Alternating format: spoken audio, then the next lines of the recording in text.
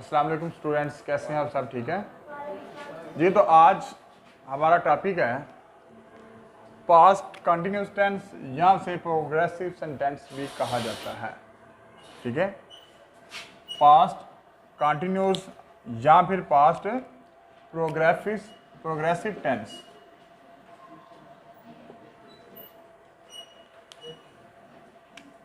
अब past continuous tense बेटा जी है क्या चीज़ कि वो काम जो कि माजी में जारी रहा हो। जैसे कि प्रेजेंट कंटिन्यूस का हमने देखा था तो जो मौजूदा काम जारी हो। ठीक है, जैसे वो खेल रहा है, वो खाना खा रहे हैं, सारा पानी पी रही है, वो काम जो मौजूदा हाल में जारी हो उसे हमने कहा था प्रेजेंट कंटिन्यूस टेंस। अब हमने आज करना है पास्ट कंटिन्यूस या पास्ट प्रोग्रेसिव टेंस। अब इसमें बेटा क्या चीज़ है कि वो काम जो माजी में जारी रहा हो।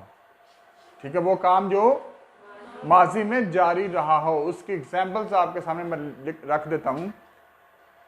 वो स्कूल जा रहा था। ठीक है, वो आलू बेच रहा था। सायरा पानी पी रही थी। जमीला खाना पका रही थी।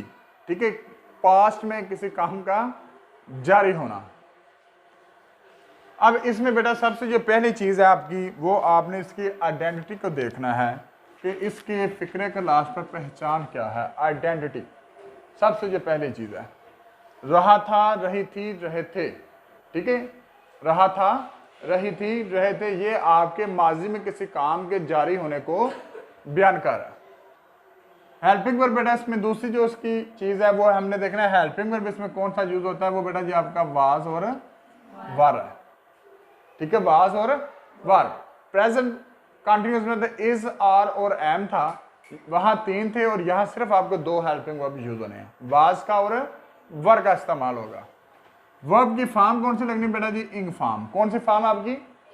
इंग फॉर्म को फोर्थ फॉर्म भी कहा जाता है, या आप इसे आम रूटीन में फर्स्ट फॉर्म लिख के साथ उसके ING आप लगा देंगे तो ये आपकी फोर्थ फॉर्म या इंग फॉर्म बन जाती है।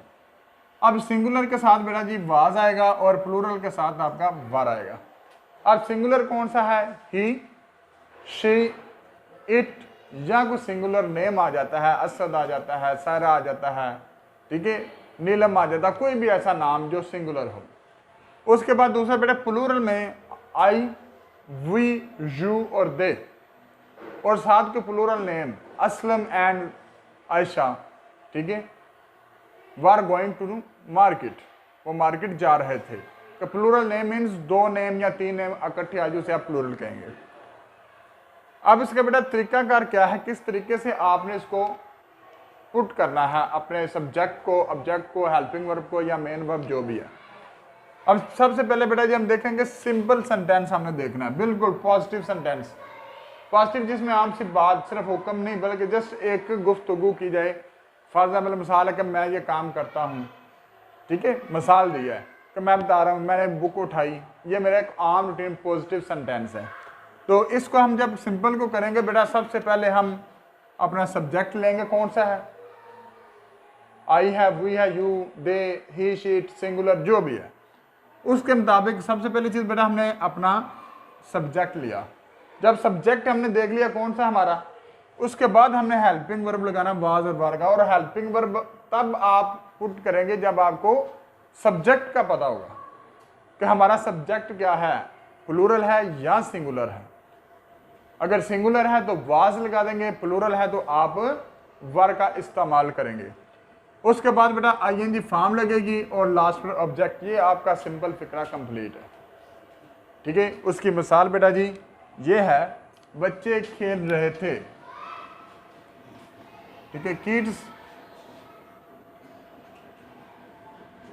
Were playing.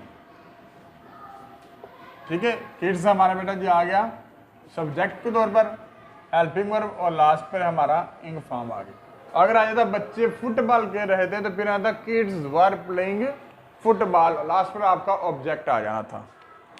अब दूसरा बेटा जी नेगेटिव।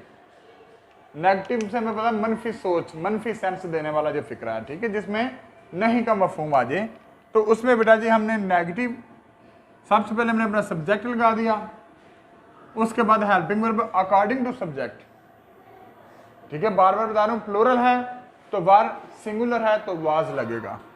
हेल्पिंग वर्ब लगा देंगे, उसके फॉरवर्ड नॉट, नॉट के बाद हमने बेटा जी इंग फॉर्म लगानी है, first form plus ING, fourth form अब बन जाएगी, और लास्ट पे आप अपना ऑब्जेक्ट जो है वो पुट कर देंगे। अगर ऑब्जेक्ट है तो लगा दें, अगर फिक्रे में नहीं है तो फिर ना लगाएं।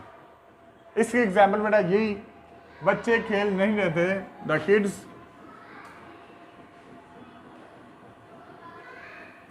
वर नॉट प्लेइंग, ठीक है, द किड्स, ठीक है, the kids were not playing, children भी लिख सकते हैं, किड्स भी लिख सकते हैं, ठीक है, जो मर्जी, बच्चे खेल नहीं रहे थे, ये आपका बेटा जी नेगेटिव, ठीक है, मनफी मफहूम देने वाला फिक्र है। आगे इंटेरोगेटिव, बेटा इंटेरोगेटिव होता है जिसमें हम सवाल करते हैं, क्वेश्चंस होता है, जिसमें W फैमिली का भी इस्तेमाल किया जाता है, what are you doing this, why are you going to the market, ठीक है, where are you going, when you will come back, या when you are come back, कब आप वापस आएंगे, ठीक है, इस तरह करके जो क्वेश्चंस आप की जा सकती है, तो उसमें, लेकिन यहाँ बेटा जी हमने सिंपल कि क्या वो खेल रहे थे, तो हमने क्या करना, अपने हेल्पिंग वर्ब को आराम से उठाना और उसे स्टार्ट पे लगा देना, ठीक है। उसकी मिसाल बेटा जी, सबसे पहले हमने वही हेल्पिंग वर्ब अपना ले लिया, लेकिन हेल्पिंग वर्ब लेना किस तरीके से, बेटा आपने अपने सब्जेक्ट को देखना, किसको देखना है, जो सब्जेक्ट उस हिसाब से अपने हेल्पिंग वर्ब को पुट करना है, आगे इंग फॉर्म और लास्ट पर ऑब्जेक्ट लगा दिया। इसकी मिसाल ये, क्या बच्चे खेल रहे थे, वर द किड्स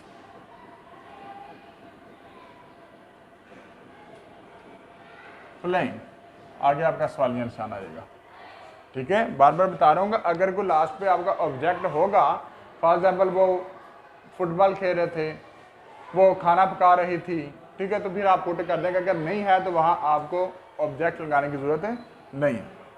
इसी तरह बेटा इंटेरोगेटिव और नेगेटिव, इंटेरोगेटिव नेगेटिव समटाइम इकट्ठा आ जाता है, क्या बच्चे खेल नहीं रहे थे, ठीक है, उर्दू में लिख नहीं रहा, आपको वैसे बता देता हूँ, क्या बच्चे खेल नहीं रहे थे, were the kids not playing, क्या बच्चे खेल नहीं रहे थे, तो ये बेटा जी आपका इंटेरोगेटिव और नेगेटिव दोनों फिक्रों का जुमला बन गया, ठीक है। तो बेटा मेन जो चीज़ है, आपने जिस चीज़ पे फोकस करना है वो आपका ये चीज़ है